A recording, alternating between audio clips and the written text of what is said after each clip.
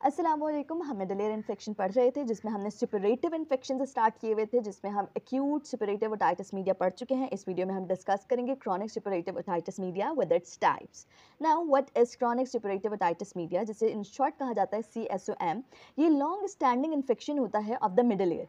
सिर्फ middle ear का भी हो सकता है, मिडल ईयर क्लैफ्ट के कुछ पार्ट का भी हो सकता है और कंप्लीट मिडल ईयर क्लैफ्ट का भी हो सकता है, जिसमें हमारे पास क्या क्या आ जाता है, यूस्टेशियन ट्यूब आ जाती है, मिडल ईयर आ जाती है, डाइटस, एंट्रम, ये सारी चीज़ें आ जाती हैं। तो इसका कंप्लीट इन्फेक्शन भी हो सकता है और एक स्पेसिफिक पार्ट का भी हो सकता है। अच्छा, अब इसके जो कैरेक्टरिस्टिक फीचर होते हैं वो क्या होते हैं कि इसमें एयर डिस्चार्ज हो रहा होता है और परमानेंट परफोरेशन हो रही होती है। Now why it is permanent perforation? Basically जब भी कहीं परफोरेशन होती है तो वो रिवर्सिबल होती है, मतलब वो परफोरेशन जो है वो रिपेयर हो जाती है। But chronic superlative otitis media की परफोरेशन रिवर्सिबल नहीं होती, ये परमानेंट होती है। क्योंकि जब परफोरेशन हुई, फॉर एग्जाम्पल ये टिम्पैनिक मेम्ब्रेन है, यहाँ पर परफोरेशन हुई। अब इस परफोरेशन के अराउंड जो है ना स्क्वायमस एपिथेलियम आकर कवर कर देगी इस परफोरेशन को, और जब स्क्वायमस एपिथेलियम कवर कर देगी ना तो ये एक तरीके से ना लिमिटिंग मेम्ब्रेन की तरह काम करेगी कि अब यहाँ पे रीग्रोथ या रीपेयरिंग ऑफ द परफोरेशन नहीं हो सकती। स्क्वायमस एपिथेलियम ने इसकी हीलिंग स्पॉन्टेनियसली की जो प्रॉपर्टी होती है ना उसको ख़त्म कर दिया। सो परफोरेशन परमानेंट क्यों है? क्योंकि एजेस कवर्ड हो जाते हैं by the squamous epithelium. Now we have two types of the chronic suppurative otitis media, tuber-tympanic type and etecoenteral type. दोनों की ही बात करेंगे इस वीडियो में। सबसे पहले बात करते हैं tuber-tympanic type of the chronic suppurative otitis media. Now जो tuber-tympanic type होती है ये सेफ और बिनाइन टाइप होती है।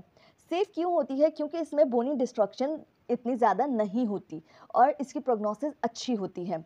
ये इन्वॉल्व कर रही होती है antero inferior part of the middle ear cleft. Antero inferior middle part of the middle ear cleft की क्या इंपॉर्टेंस है ये मैं आपको क्लिनिकल फीचर्स में बताऊंगी, बट आपने याद रखना है कि ये antero inferior part of the middle ear cleft को इन्वॉल्व करेगी। देन परफोरेशन की बात की जाए तो सेंट्रल परफोरेशन कर रही होती है और इसमें कोई कॉम्प्लिकेशन सीरियस नहीं होती। सो ये इसके कुछ कार्डिनल या क्लासिकल फीचर्स हैं जो आपने लाजमी याद रखना है, क्योंकि जब आपको BCQ या OSPE में क्वेश्चन आएगा तो वो ये कोई सिनारियो में इन बातों का जिक्र ज़रूर होगा। टियोलॉजी की बात की जाए तो it could be sequel of the acute otitis media के प्रीवियस एक्यूट इन्फेक्शन था, उसकी ट्रीटमेंट प्रॉपरली ली नहीं गई और उसकी एज अ कंटिन्यूएशन उसकी as a complication chronic develop हो गया। Then ascending infection of Eustachian tube, जैसे मैंने बताया कि मिडल ईयर क्लैफ्ट जो होता है वो सारे स्ट्रक्चर्स एक दूसरे से कनेक्टेड होते हैं, तो हो सकता है यूस्टेशियन ट्यूब का इन्फेक्शन जो है वो असेंड कर गया towards the middle ear. Then we have persistent mucoid otorrhoea, बहुत लंबे अरसे से म्यूकोइड एयर डिस्चार्ज हो रहा था, परसिस्टेंट था, उसे ट्रीट नहीं किया गया, तो उसकी वजह से डेवलप हो सकती है tuber-tympanic type of the chronic superlative otitis media. Pathology of the tuber-tympanic type की बात की जाए तो जो पार्स टेंसर पे परफोरेशन होती है वो सेंट्रल होती है। मिडिल ईयर की म्यूकोजा में कंजेशन मिलती है। बेसिकली अगर हमारे पास इनएक्टिव डिजीज़ है, मतलब कोई डिस्चार्ज वगैरह नहीं हो रहा, तो हो सकता है कि मिडिल ईयर का म्यूकोजा नॉर्मल हो, लेकिन अगर डिस्चार्ज हो रहा है, इन्फ्लेमेशन हो रही है, तो उस केस में जो मिडिल ईयर म्यूकोजा होता है वो वेलवेटी हो रहा होगा, रेड कलर का हो रहा होगा और एडिमेटस हो रहा होगा। पॉलिप डेवलप हो जाता है। पॉलिप क्या होता है? ये स्मूथ मास होता है जो कि इन्फ्लेम्ड म्यूकोजा से बनता है, smooth mass of inflamed mucosa, और ये प्रोट्रूड कर रहा होता है थ्रू अ परफोरेशन। तो ये जो हमारे पास सेंट्रल परफोरेशन बनी है उसमें से एक पॉलिप यूं करके निकल रहा होगा, ये पॉलिप प्रोट्रूड कर रहा होता है। और सेंट्रल परफोरेशन कहाँ पर है? Tympanic membrane. टिम्पैनिक मेम्ब्रेन की परफोरेशन से निकल रही है पॉलिप, तो ये कहाँ ओपन हो रहा है? Into the external auditory canal. So polyp क्या है? Smooth mass of inflamed mucosa जो कि प्रोट्रूड कर रहा है from the perforation into the external auditory canal. Ossicles इसमें इंटैक्ट होते हैं, ऑसिकल्स की डिस्ट्रक्शन नहीं होती, ऑसिकल्स पे कोई मतलब ऑसिकल्स पे कोई इन्फेक्शन भी नहीं हो रहा, ना ही डिस्ट्रक्शन भी, ossicles are intact and properly working.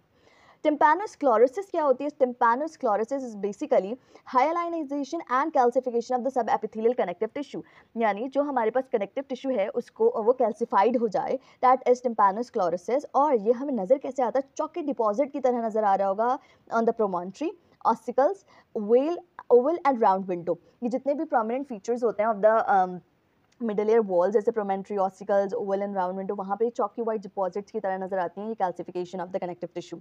Fibrosis और एडहेशन होती हैं। ये फाइब्रोसिस की जहाँ भी बात होती है तो अब फौरन से दिमाग में आता है हीलिंग प्रोसीजर चल रहा है, तो हीलिंग प्रोसीजर में हमारे पास फाइब्रोसिस एंड एडहेशन हो रही होगी, और फाइब्रोस हो गया, अडहेयर हो गए एक दूसरे से, तो उसकी वजह से ऑसिकल्स की मूवमेंट भी इम्पेयर्ड हो सकती है। क्योंकि हमारे पास ऑब्स्टिकल्स को मूव करने के लिए ना फ्री मूवेबिलिटी चाहिए होती है, अब जहाँ वहाँ पर फाइब्रोस होगी, एडहेशन होगी, तो मूवेबिलिटी इम्पेयर हो जाएगी। कॉजेटिव ऑर्गेनिज्म कौन कौन से होते हैं ट्यूबर टिम्पैनिक टाइप की? So that include Pseudomonas aeruginosa, E coli, anaerobes में आ जाता है Bacteroides fragilis, Proteus and staphylococcus aureus. So tubotympanic disease की दो टाइप्स होती हैं, एक्टिव एंड इनएक्टिव। नाम से ही पता चल रहा होता है, आइडिया हो जाता है कि जो एक्टिव है उसमें perforation of the pars tensa भी होगी, साथ ही साथ इन्फ्लेमेशन ऑफ द म्यूकोजा भी हो रहा होगा और एयर डिस्चार्ज भी हो रहा होगा। जबकि इनएक्टिव में perforation of the pars tensa तो मिलेगा, that is the cardinal feature of the tuber tympanic type ना, लेकिन साथ में इन्फ्लेमेशन ऑनगोइंग नहीं हो रही होगी और डिस्चार्ज नहीं हो रहा होगा, that's why it is inactive. कह सकते हैं कि डिस्चार्ज की बेसिस पे हम कह रहे हैं एक्टिव और डिस्चार्ज नहीं है तो inactive disease of the tuber tympanic type. Clinical features की बात की जाए तो एयर डिस्चार्ज हो रहा होता है इसमें, जो कि नॉन ऑफेंसिव होता है, यानी फाउल स्मेलिंग नहीं होता, और म्यूकोइड और म्यूकोप्यूरुलेंट डिस्चार्ज होता है ये। अब बात करते हैं कि एयर डिस्चार्ज इसमें हो क्यों रहा है, कैसे हो रहा होता है। बेसिकली जो हमारे पास ट्यूबर टिम्पैनिक टाइप होती है वो interior inferior part of the middle ear cleft को इन्वॉल्व कर रही होती है। इंटीरियर इंफीरियर पार्ट में आ जाता है Eustachian tube and middle air.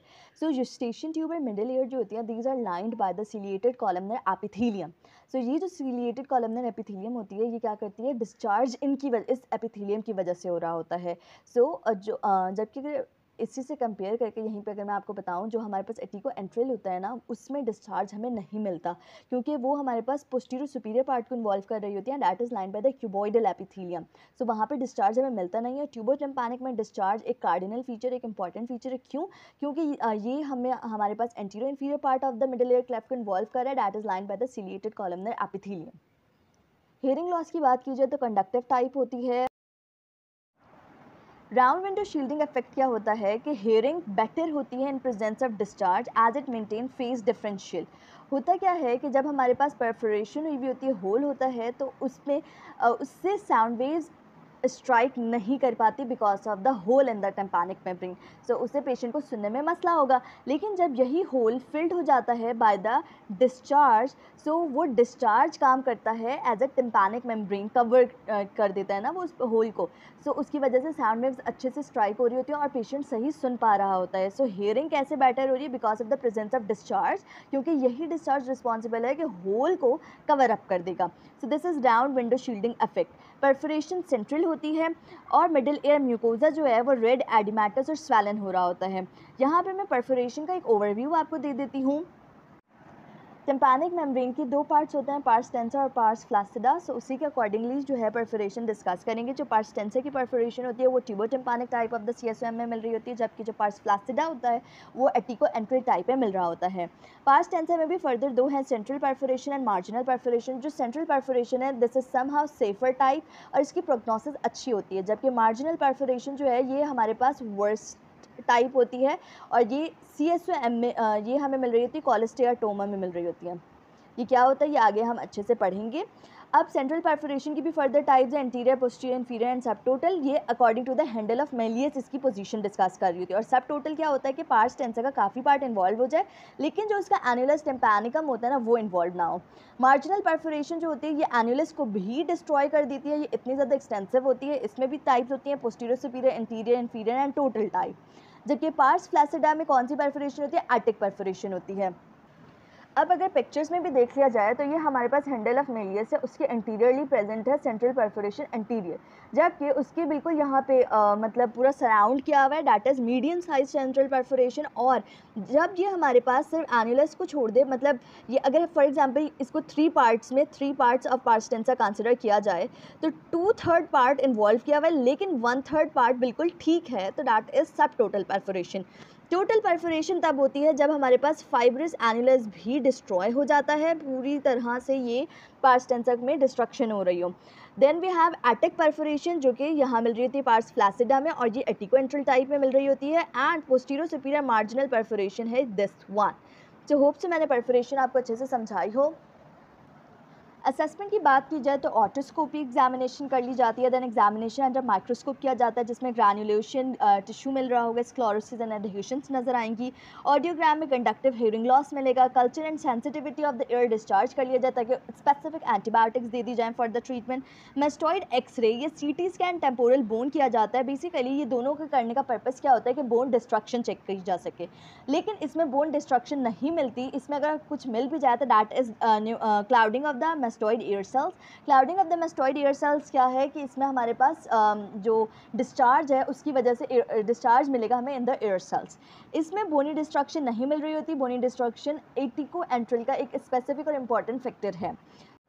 अब अगर treatment of the tuber tympanic type की बात की जाए, so that is the aim of treatment include कि हमारे पास इन्फेक्शन को कंट्रोल किया जाए और एयर डिस्चार्ज को ख़त्म किया जाए.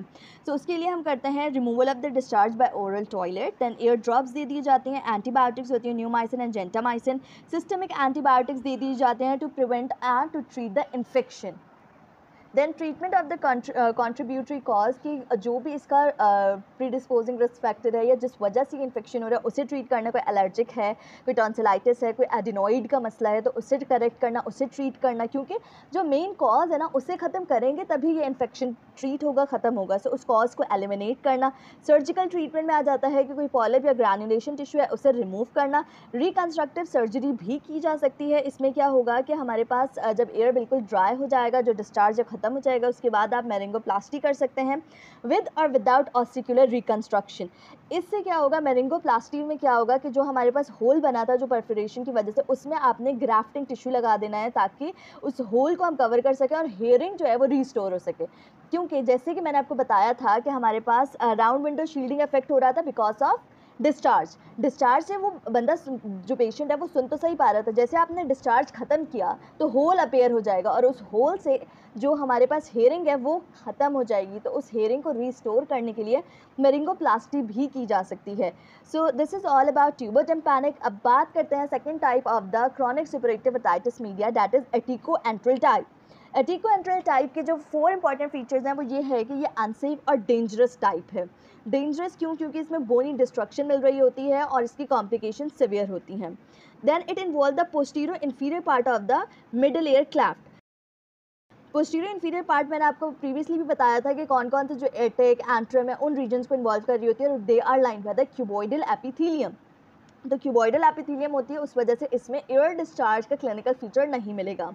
मार्जिनल परफोरेशन होती है. परफोरेशन को जब मैंने एक्सप्लेन किया उसमें बता चुकी हूँ. मार्जिनल परफोरेशन होती है, एटिक परफोरेशन मिल रही होती है हमें से, that is in the pars flaccida. Then associate कर रहा होता है with the complication known as cholesteatoma. ये क्या होती है, इसकी अनदर डिटेल वीडियो है, आप लोग वो जाकर देख सकते हैं.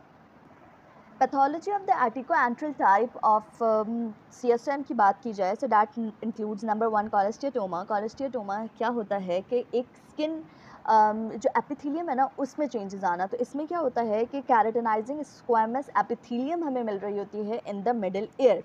ग्रैन्युलेशन tissue and osteitis another pathological feature of the atticoantral होता है. बेसिकली जो हमारे पास posterosuperior margin of the tympanic ring होती है, that basically undergo osteitis. Inflammation हो जाएगी वहाँ पर और उसके अराउंड जो है हमारे पास डेवलप हो जाता है ग्रैन्युलेशन टिश्यू. तो ग्रैन्युलेशन टिश्यू मिल रहा होगा अराउंड द ऑस्टियाइटिस और साथ ही साथ रेड फ्लैशी पॉलिप्स भी मिल रहे होते हैं in the external auditory meatus. Polyps बिल्कुल उसी तरीके से मिल रहे होते हैं जैसे हमें मिलते हैं the tuber tympanic type. Cholesterol granuloma मिल रहा होता है. ये ग्रैन्युलोमा जो होता है it basically consist of cholesterol crystals surrounded by the foreign body. तो ये किस तरीके का ग्रैन्युलोमा होता है, इसे कोलेस्ट्रॉल क्यों कह रहे हैं, क्योंकि इसमें कोलेस्ट्रॉल क्रिस्टल्स मिल रहे होते हैं that are surrounded by the foreign body, giant cells and granulation tissue. तो बीच में आ गए हमारे पास कोलेस्ट्रॉल्स, इनके अराउंड आ गए हमारे पास foreign body giant cells. Giant cells में हमारे पास 3 होते हैं ना, caseating, non caseating and a foreign body. तो इसमें कौन सा जॉइंट सेल मिल रहा है, फॉरेन बॉडी मिल रहा है और साथ ही साथ ग्रैन्युलेशन टिश्यू मिल रहा होता है. ऑसिकुलर नेक्रोसिस मिल रही होती है, यानी जो ऑसिकल्स हैं वो डिस्ट्रॉय हो जाते हैं. अब वेरी इंपॉर्टेंट फीचर, क्योंकि ये ट्यूबर टिम्पैनिक में नहीं मिलता, ये एटिकोएंट्रल में मिलता है जिसमें डिस्ट्रक्शन ऑफ द ऑसिकल्स हो रहा होता है. देन इसमें एक अनदर फीचर होता है that is known as cholesteatoma here. जिस तरीके से वहाँ पर हमें मिल रहा था राउंड विंडो शील्डिंग इफेक्ट, वैसे यहाँ पे कोलेस्टियाटोमा हेयर होता है कि जो कोलेस्टियाटोमा है ना वो ब्रिज कर देता है गैप, वो गैप जो कि बन रहा होता है because of the destruction of the ossicles. अब ऑसिकल्स डिस्ट्रॉय हो गए, वहाँ पर जी कॉलेस्टियाटोमा प्रेजेंट है, जिसकी वजह से क्या होगा कि हेयरिंग जो है वो इम्पेयर्ड नहीं होगी, हेयरिंग पेशेंट की सही रहेगी बिकॉज ऑफ दिस कॉलेस्टियाटोमा, जो कि डिस्ट्रक्शन ऑफ द ऑसिकल्स को कवर अप कर रहा है। जैसे हमारे पास ट्यूबोटिम्पैनिक में जो डिस्चार्ज था वो परफोरेशन को कवर कर रहा था, तो ये कॉन्सेप्ट दोनों में सेम होता है, बट डिफरेंस इज कि इसमें कॉलेस्टियाटोमा कवर कर रहा है और इसमें डिस्चार्ज कवर कर रहा होता है, और दोनों का नाम अलग होता है। बैक्टीरियोलॉजी की बात की जाए तो pseudomonas aeruginosa, E coli, bacteroides, fragilis, proteus and staphylococcus aureus same organisms होते हैं, दोनों के ही ट्यूबोटिम्पैनिक के भी और टिकोएंट्रल के भी। क्लिनिकल फीचर्स दोनों में अलग होते हैं क्योंकि इसमें एयर डिस्चार्ज स्कैंटी होता है because it involve the posterior superior part of the middle air clap that is line by the cuboidal epithelium, तो इसमें एयर डिस्चार्ज इतना ज़्यादा नहीं होता, लेकिन जो थोड़ा बहुत भी होता है वो सिवियर फॉल स्मेलिंग होती है, यानी बहुत ज़्यादा बहुत बुरी बदबू होती है कि इस पेशेंट के साथ बैठना भी थोड़ा मुश्किल हो जाता है because of this smell. Then serious होता है जबकि वो म्यूकोइड होता है। हेयरिंग लॉस की बात की जाए तो कंडक्टिव डेफनेस हो रही होती है। ब्लीडिंग में हम अगर बात की जाए तो ब्लीडिंग होती है because of this granulation tissue and polyp. Signs की बात की जाए तो we have a perforation of a marginal type. इसमें जैसे कि मैंने आपको बताया था कि परफोरेशन हमारे पास सेंट्रल मार्जिनल होती है इन पार्स टेंसा और पार्स फ्लैसिडा में एटिक होती है।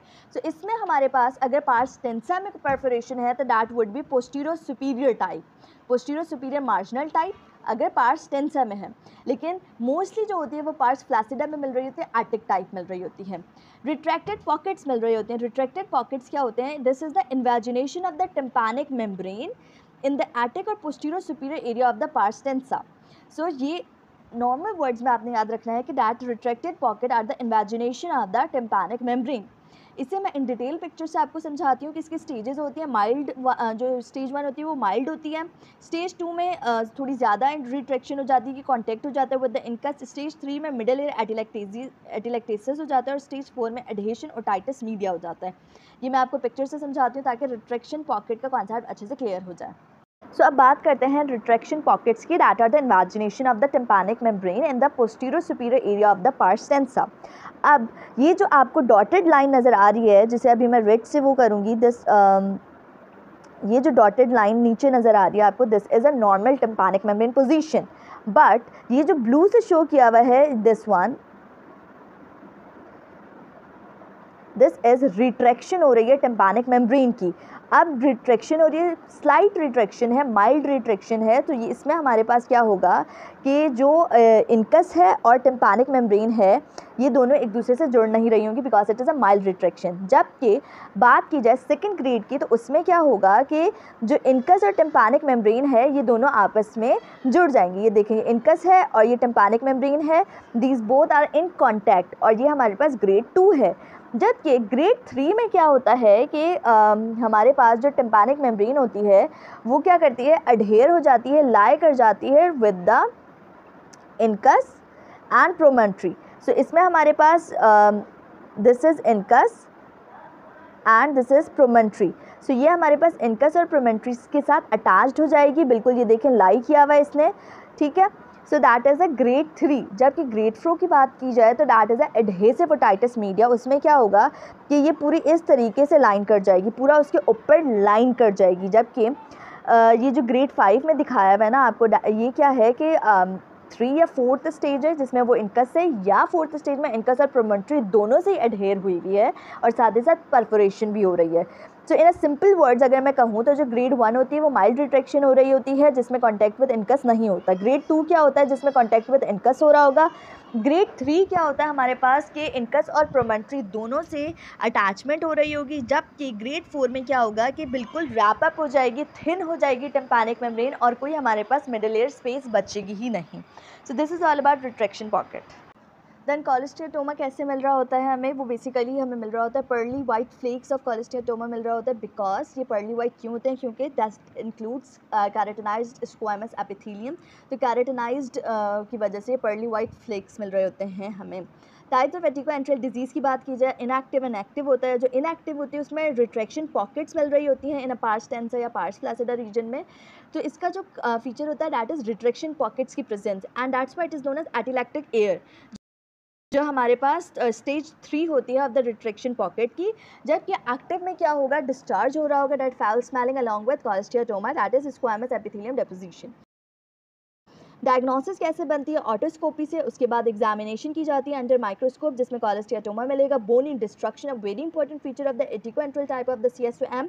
देन ऑसिकल्स की डिस्ट्रक्शन मिल रही होगी और साथ ही साथ डिस्चार्ज मिल रहा होगा। ऑडियोग्राम पे हमारे पास क्या मिलती है? कंडक्टिव हियरिंग लॉस मिल रही होती है। X-ray of the mastoid and CT scan of the temporal bone. दोनों एटिकोएंट्रल में बहुत इंपॉर्टेंस रखते हैं। क्यों? क्योंकि ये दोनों ही रिस्पॉन्सिबल हैं to show the destruction of the mastoid. Bony destruction इन्हीं से कंफर्म होती है और यही हमारे पास बताते हैं कि ये क्या है? एटिकोएंट्रल टाइप है। बोनी डिस्ट्रक्शन मिल रही होगी on the X-ray of the mastoid और CT स्कैन पे हमें मिल रहा होगा कॉलेस्टियाटोमा, जो कि डिस्ट्रक्शन कर रहा होगा in the attic and antrum.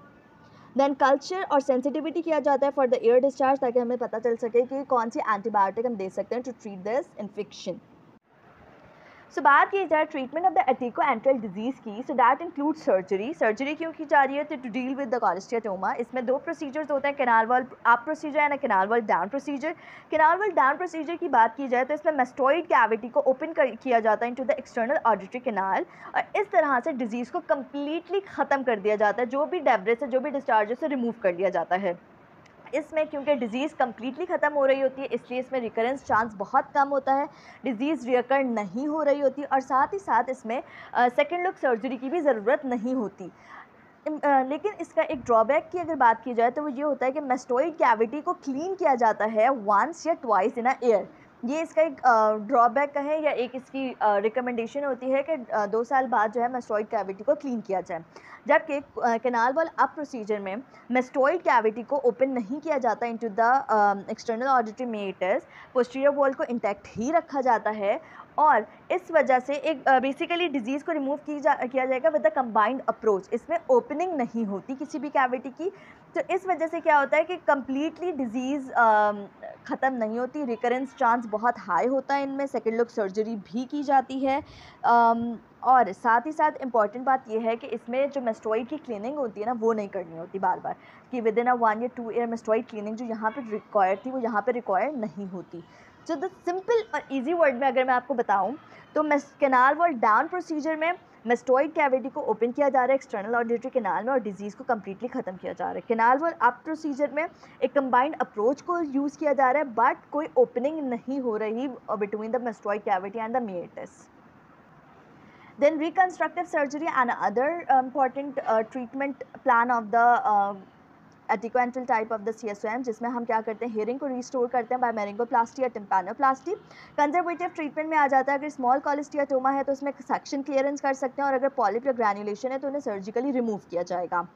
Okay, अब बात की जाए factors indicating complication in the CSOM की कॉम्प्लिकेशन का आइडिया आप किन फैक्टर से लगा सकते हैं? नंबर 1 इस पेन के कंटिन्यूस पेन है, पेन सबसाइड नहीं हो रहा। नंबर 2 वर्टाइगो, अगर वर्टाइगो हो रहा है किसी पेशेंट को, that means there could be a erosion of the lateral semi circular canals. Persistent headache है, फेशियल वीकनेस है, दैट इंक्लूड के इरोजन हो सकती है फेशियल कैनाल की। फीवर, नोजिया एंड वॉमिटिंग हो रही होती है बच्चों में, that include intracranial infection. Diplopia, that include gradenigo syndrome. Ataxia, labyrinthitis, cerebellar abscess.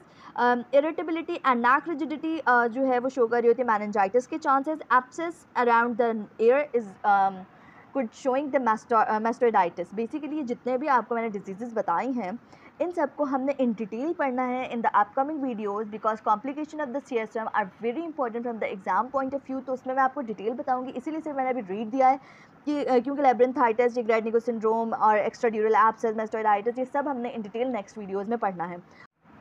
Hope से यहाँ तक आपको CSOM अच्छे से समझ आया होगा। थोड़ी सी वीडियो लंबी हो गई होगी बट कोशिश किया है मैंने कि ईजी करके समझाऊँ। Don't forget to subscribe Brain Booster medicos.